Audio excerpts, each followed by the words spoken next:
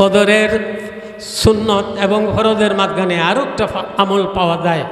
কিতাবের মধ্যে দেখলাম এই আমলটা কেউ যদি করে 40 বার, এই তসবিহটা তো পড়বেন 100 বার। আর একটা তাসবিহ আছে, কেউ যদি 40 বার পড়ে আল্লাহ তারে গাইবি দনের সন্ধান দিবেন।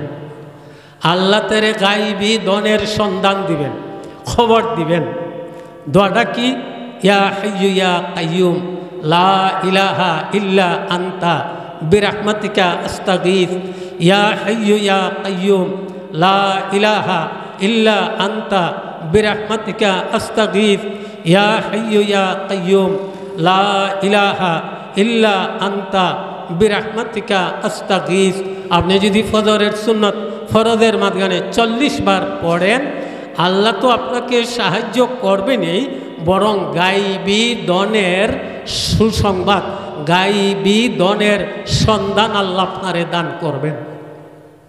মেরে মোহতারাম, এভাবে আমার যাত্রা, কাজের যাত্রা, ইবাদত বন্দেগীর যাত্রা শুরু হবে শেষ রাত্রে থেকে।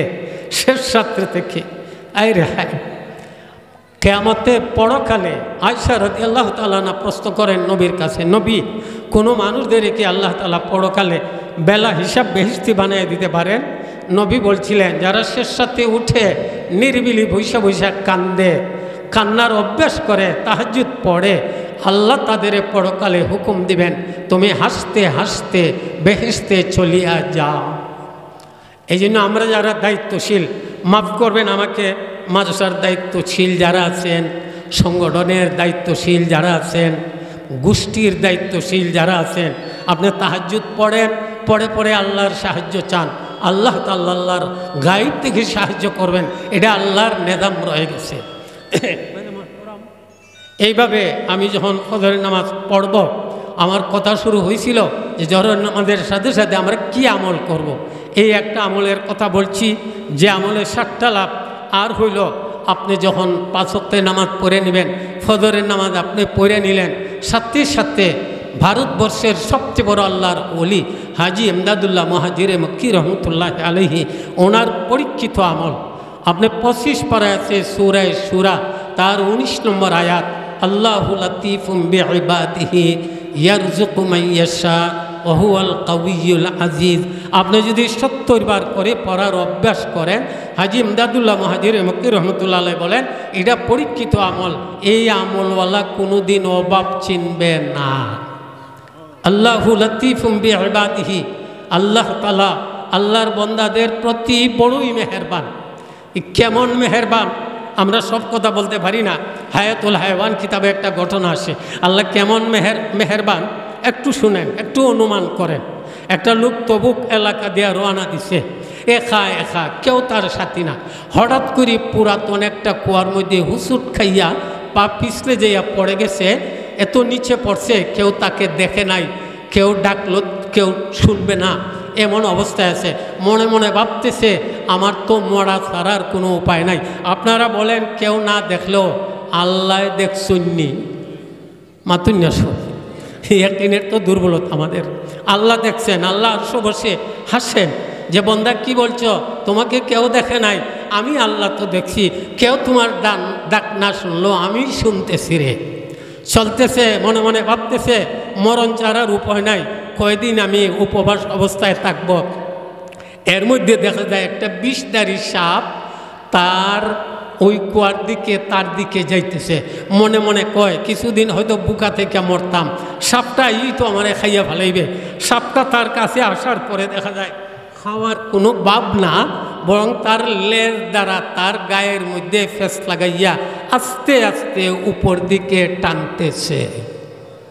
উপর দিকে টাইনা টাইনা কুয়ার উপরে উঠাইয়া তার লেজের ফেস ছাইরা জায়গা, আর তার বাসায় বলে, এরে আল্লাহর বন্দা, কুয়ায় পড়ছিলে, ভাবছিলে কেউ দেখে নাই, আল্লাহ দেখছেন। ভাবছিলে তুমি মারা যাবে, আল্লাহ আমার অন্তরে ঢাইলা দিছেন, তোমাকে এইভাবে উঠাইয়া কিয়ামত পর্যন্ত আনেওয়ালা মানুষদের জন্য যেন একটা ওয়াজ হয়ে যায়। আল্লাহ বাঁচাবার চাইলে এইভাবে মানুষদের আল্লাহ বাঁচাইতে পারেন। আল্লাহু লাতীফুম বিইবাদিহি, আয়াতের সাদা সিধা অর্থ, আল্লাহ আল্লাহর বান্দাদের প্রতি বড়ই মেহেরবান, বড়ই মেহেরবান, বড়ই দয়ালু। ইয়ারযুকু মাইয়াশা। ইয়ারযুকুর তিনটা অর্থ আসে। একটা হইল সুস্থতা, সবচেয়ে বড় 1 নম্বর অর্থ হইল সুস্থতা। আল্লাহ যারে সুস্থতা দেন তারে যেন বড় রিজিক দিলেন, বড় নিয়ামত দিলেন। সুস্থতার চেয়ে বড় নিয়ামত আর কিছু হইতে পারে না। ইয়ারযুকুর 2 নম্বর অর্থ দ্বারায় আল্লাহ তারে ইবাদত বন্দেগীর তৌফিক দিবেন। আল্লাহ যারে ইবাদত বন্দেগীর তৌফিক দিবেন, এ বড় দামি, এ বড় সুখী, তার কোনো চিন্তা নাই। 3 নম্বরে ইয়ারযুকু মাইনি টাকা পয়সা ধন দৌলত দিয়া আল্লাহ সাহায্য করবেন। ভারতবর্ষের হাজী ইমদাদুল্লাহ মাহাদির মুক্তি রহমতুল্লাহ আলাইহি সবচেয়ে বড় আল্লাহর ওলি, তিনি বলেন প্রতিদিন ফজরের পরে 25 পারার সূরা শুরার 19 নম্বর আয়াত, আল্লাহু লাতীফুম বিইবাদিহি ইয়ারযুকু মাইয়াশা ওয়া হুয়াল কাউইয়ুল আযীজ, কেউ যদি 70 বার করে পড়ার অভ্যাস করে আল্লাহ তারে আল্লাহর গায়েব থেকে এমনভাবে সাহায্য করবেন এ মরণ পর্যন্ত অভাব চিনবে না। আমার ইবাদত বন্দেগীর যাত্রা শুরু হবে শেষ ছাত্র থেকে। ফজরের আযান হয়ে গেছে, আমি উঠব একবারে নিম্নে, উঠে আমি ঘরে সুন্নত পড়ে মসজিদের দিকে রওনা দিব। এই আমলগুলো আমি করতে থাকব। আমি ফজরের নামাজ পড়ে নিলাম, আমি অন্যান্য আমলের সাথে এই আয়াতখানে আমি পড়ে নিব। সূর্য উঠে গেল, আমি যাই নামাজই বসে থাকব।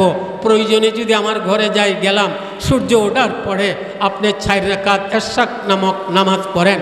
আল্লাহর নবী বলে গেছেন, যারা সকালের দিকে, দিনের সকালের দিকে 4 রাকাত ইশাক নামক নামাজ পড়বে, আল্লাহ তার সন্ধ্যা পর্যন্ত সব কাজের জিম্মাদার হয়ে যান। অপরদিকে ইশাকের আমলের দ্বারা আল্লাহ তাআলা তার আমলনামায় কবুল একটা হজ উমরা আদায়ের সওয়াব দিয়া আল্লাহ সারা দিনের রিজিকের জিম্মাদার হয়ে যান। ফজর মসজিদে পড়লেন, যাই নামাজে বৈশা আপনি তাসবিহাত আদায় করে এমনিভাবে আপনি দোয়া ইউনুস 40 বার পড়েন। ফাদাইলে আমালে পাওয়া যায়, কেউ যদি দোয়া ইউনুস ফজরের পরে 40 বার পড়ে, গুনাহ থাকলে আল্লাহ মাফ করবেন, অরূপ থাকলে আল্লাহ আরাম দিবেন। ওই দিন যদি সে মারা যায় আল্লাহ তারে শহীদি মরণ দিবেন। এইভাবে সূর্য ওঠার পরে ফজরে মসজিদে পড়লেন ফজরের নামাজ, এভাবে সূর্য ওঠা পর্যন্ত আপনি যদি বৈশা থাকেন, এরপরে যদি 4 রাকাত ইশাক নামাজ আপনি আদায় করেন, নবী বলেন এই আমলওয়ালাকে দুদকের আগুনে জ্বালাইবে, দূরের কথা সইতে পারবে না। আল্লাহ তাআলা আমরা সকলকে, আল্লাহ যে বলেন ওয়াবুদুল্লাহ, সূরা নিসার 36 নম্বর আয়াতে কারিমার প্রথম শব্দ ওয়াবুদুল্লাহ, আল্লাহ তাআলার ইবাদত বন্দেগীর হক আমরা যেন সুন্দরভাবে আদায় করতে পারি। আল্লাহ যেন আমাদের তৌফিক দেন, আল্লাহ যেন আমাদের সাহায্য করেন। আওয়াজ দিয়ে সবাই আমিন বলেন। সকলকে ধন্যবাদ দিয়ে আজকের মতো আমার কথা আমার টাইমলি আমি শেষ করলাম। সকলকে ধন্যবাদ। একদিনে সব কথা বলা যায় না। আমরা যারা কথা বলি প্রথমে আমরা যেন আমল করতে পারি। আপনারা যারা কথাগুলো শুনেন আপনারা নিজেও যেন আমল করতে পারেন। যিনি কথা বলেন আমি নিজে আমল করব, এখলাসের নিয়তে যদি কথা বলতে পারেন, যারা শুনবে আমলের নিয়তে যদি শুনতে পারে, নগদ আল্লাহ তাআলা কাহানেওয়ালা শুননেওয়ালা দুনো দলের গুনাহ খাতা মাফ করে দেন। আল্লাহ যেন আমরা সকলকে মাফ করে দেন। আল্লাহ যেন আমাদের এই আমলের তৌফিক দেন। মেহমানরা আসবেন, এক একজন এক এক পুলের এক এক গ্রান, এক একজন এক এক ধারায় কথা বলবেন। সবার কথা শুনিয়া আমরা যেন আমল করতে পারি, আমলি জিন্দগি যেন আল্লাহ আমাদের দিয়া দেন। সকলকে ধন্যবাদ দিয়ে আজকের মতো আমার কথা এখানে শেষ করলাম।